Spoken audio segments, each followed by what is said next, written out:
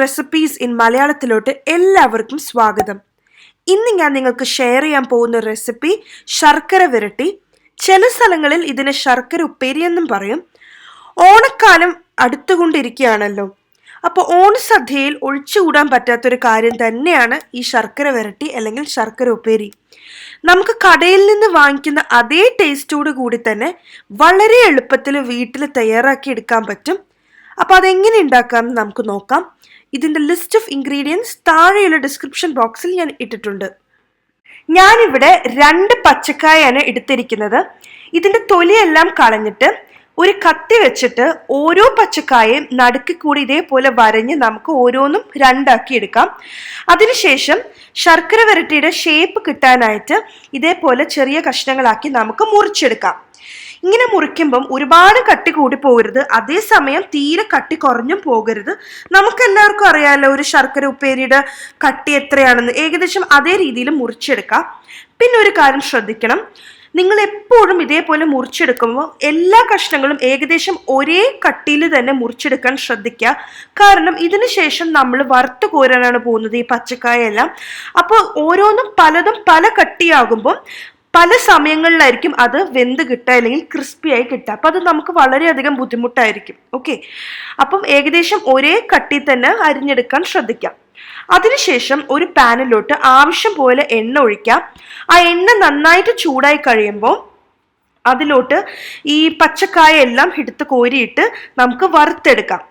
ഞാൻ എപ്പോഴും medium low ഫ്ലെയിമിൽ വെക്കാനാണ് ഞാൻ എപ്പോഴും അഡ്വൈസ് ചെയ്യുള്ളൂ. കാരണം ഇപ്പം നിങ്ങൾ വളരെ ലോ ഫ്ലെയിം വെക്കുകയാണെങ്കിലും അല്ലെങ്കിൽ ഹൈ ഫ്ലെയിം വെക്കുകയാണെങ്കിലും അല്ലെങ്കിൽ നമ്മളിങ്ങനെ മാറ്റിക്കൊണ്ടിരിക്കുകയാണ്, ലോ ഹൈ മീഡിയം മാറ്റിക്കൊണ്ടിരിക്കുകയാണെങ്കിൽ പെട്ടെന്ന് ഇത് കരിഞ്ഞു പോകാൻ ചാൻസ് ഉണ്ട്. അതുകൊണ്ട് എപ്പോഴും നിങ്ങൾ മീഡിയം ലോ ഫ്ലെയിമിൽ വെക്കുക. ഓക്കെ, അപ്പോൾ ഇതേപോലെ ചെയ്യുമ്പം എനിക്ക് ഏകദേശം 30-35 മിനിറ്റ് എടുത്തു നല്ല ക്രിസ്പായിട്ട് കിട്ടണം. നമ്മളിങ്ങനെ ഇളക്കി കൊടുക്കുമ്പോൾ തന്നെ ക്രിസ്പ് ആകണ്ടോന്ന് നമുക്ക് അറിയാൻ പറ്റും.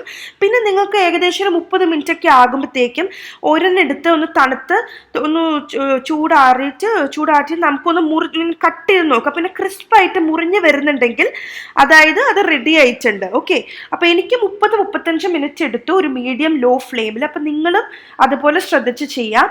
എന്നിട്ട് നമുക്കൊരു പേപ്പർ ടവലിലോട്ട് ഇത് മാറ്റി വെക്കാം. അതിനുശേഷം തണുക്കാനായിട്ടാണ് നമ്മൾ മാറ്റി വെക്കുന്നത്. ഇനി നമുക്ക് ശർക്കരയുടെ ഭാഗം ചെയ്യാം. അതിനായിട്ട് ഒരു പാനിലോട്ട് ഏകദേശം 1 കപ്പോളം ഞാൻ ശർക്കര ഇങ്ങനെ ഗ്രേറ്റ് ചെയ്ത് വെച്ചിട്ടുണ്ട്. അപ്പം അത് നമുക്ക് ചേർക്കാം. അതിലോട്ട് 1/4 കപ്പ് വെള്ളം കൂടെ ചേർത്ത് നമുക്ക് ലോ ഫ്ലെയിമിലിട്ട് നമുക്കൊന്ന് മെൽറ്റ് ചെയ്ത് കൊടുക്കാം. എനിക്കിവിടെ കിട്ടുന്നതിൽ അധികം അഴുക്കൊന്നും ഇല്ല. പക്ഷെ നിങ്ങൾക്ക് കിട്ടുന്ന ശർക്കരയിൽ അഴുക്കുണ്ടെങ്കിൽ ഈ ഇങ്ങനെ മെൽറ്റായി കഴിയുമ്പോൾ തന്നെ നമുക്ക് അരിച്ചെടുക്കാം. അതിനുശേഷം നമുക്ക് തിരിച്ച് പാനിലിട്ട് വീണ്ടും നമുക്ക് ഇളക്കി നമുക്കിതൊരു നൂൽ പരുവാണ് ആക്കേണ്ടത്. അപ്പൊ ഇതിപ്പോ നോക്കുവാണെങ്കിൽ ശരിക്കും വെള്ളം പോലെയാണ് ഇരിക്കുന്നത്. ഇങ്ങനെ വെള്ളം പോലെ നമ്മൾ സ്പൂൺ വെച്ച് കോരുമ്പോൾ വെള്ളം പോലെ ഇങ്ങനെ വീഴും. ഓക്കെ, അപ്പൊ ഈ ഒരു പരുവല്ല വേണ്ടത്.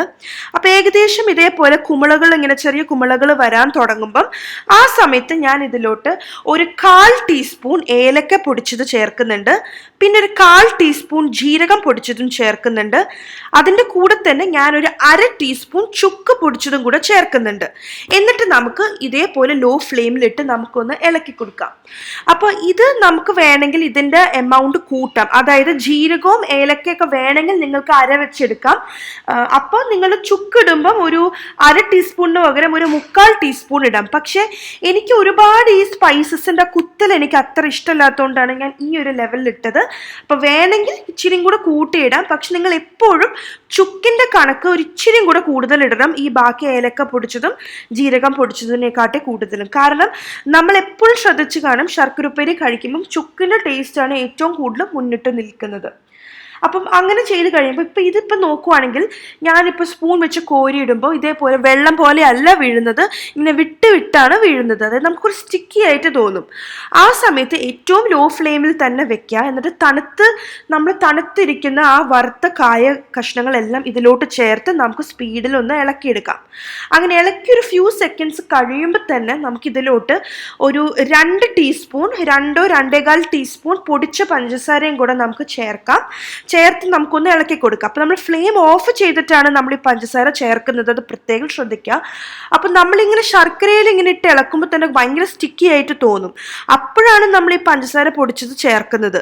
പഞ്ചസാര പൊടിച്ചത് ചേർക്കുന്നത് എന്തിനാന്ന് വെച്ചാൽ ഇതെല്ലാം ഇങ്ങനെ വിട്ട് വിട്ട് കിട്ടാൻ വേണ്ടിയിട്ടാണ് ചേർക്കുന്നത്. അപ്പോഴിങ്ങനെ എന്താ പറയുക, ചെറിയൊരു പൊടി പോലെ ഇങ്ങനെ നമ്മളുടെ ആ ഒരു ഒറിജിനൽ കടയിൽ നിന്ന് കിട്ടുന്ന അതേ രീതിയിൽ നമുക്ക് കാണാൻ സാധിക്കും. അപ്പോൾ ഇതേപോലെ ചെയ്തതിന് ശേഷം നമുക്ക് ഫ്ലെയിം ഓഫ് ചെയ്യണം, അത് പ്രത്യേകം ശ്രദ്ധിക്കുക. ഫ്ലെയിം ഓൺ ചെയ്തുകൊണ്ട് പഞ്ചസാര ആഡ് ചെയ്യരുത്. അതിനുശേഷം നമുക്കിത് തണുക്കാനാക്കി മാറ്റി വെക്കാം. അങ്ങനെ നമ്മൾ കടയിൽ നിന്നും വാങ്ങിക്കുന്ന അതേ ടേസ്റ്റിൽ അല്ലെങ്കിൽ അതിനേക്കാൾ കൂടുതൽ ടേസ്റ്റിൽ നമുക്ക് ഇതേപോലെ ശർക്കര വരട്ടി ഉണ്ടാക്കി എടുക്കാൻ പറ്റും. വളരെ സിമ്പിളാണ്, നിങ്ങൾക്ക് എല്ലാവർക്കും ഇഷ്ടപ്പെടുമെന്നാണ് എനിക്ക് ഉറപ്പാണ്. ഇതേപോലെ നിങ്ങൾ ശർക്കര വരട്ടി ഉണ്ടാക്കി നന്നായിട്ട് ആറിക്കഴിഞ്ഞാൽ ചില്ല് കുപ്പിയിൽ ഇട്ട് വെക്കാം. ഒരാഴ്ച വരെ നമുക്ക് റൂം ടെമ്പറേച്ചറിൽ യാതൊരു കേട് കൂടാതെ സൂക്ഷിക്കാൻ പറ്റും. അപ്പോൾ നിങ്ങൾ ഇതെല്ലാവരും ഇപ്രാവശ്യം ഓണത്തിന് ട്രൈ ചെയ്യുക. ഓണത്തിന് ഒരു ദിവസമോ 2 ദിവസം മുമ്പ് ഇത് ഉണ്ടാക്കി വെക്കുക. എല്ലാവർക്കും ഇഷ്ടപ്പെടും. നിങ്ങൾ ആദ്യമായിട്ടാണ് ഈ ചാനൽ കാണുന്നതെങ്കിൽ താഴെയുള്ള red colour subscribe button click ചെയ്യാൻ മറക്കരുത്. അതിൻ്റെ തൊട്ടടുത്ത് തന്നെ ഒരു ബെൽ ഐക്കൺ ഉണ്ട്, അതും കൂടെ ക്ലിക്ക് ചെയ്താൽ മാത്രമാണ് ഞാൻ എപ്പോൾ ഒരു പുതിയ വീഡിയോ ഇതേപോലെ അപ്ലോഡ് ചെയ്യുമ്പോൾ നിങ്ങൾക്ക് നോട്ടിഫിക്കേഷൻ കിട്ടൂ. അതുപോലെ തന്നെ നിങ്ങൾക്ക് ഈ വീഡിയോ ഇഷ്ടപ്പെട്ടിട്ടുണ്ടെങ്കിൽ തീർച്ചയായിട്ടും ലൈക്ക് ചെയ്യാനും ഷെയർ ചെയ്യാനും മറക്കരുത്. Thank you so much for watching. By.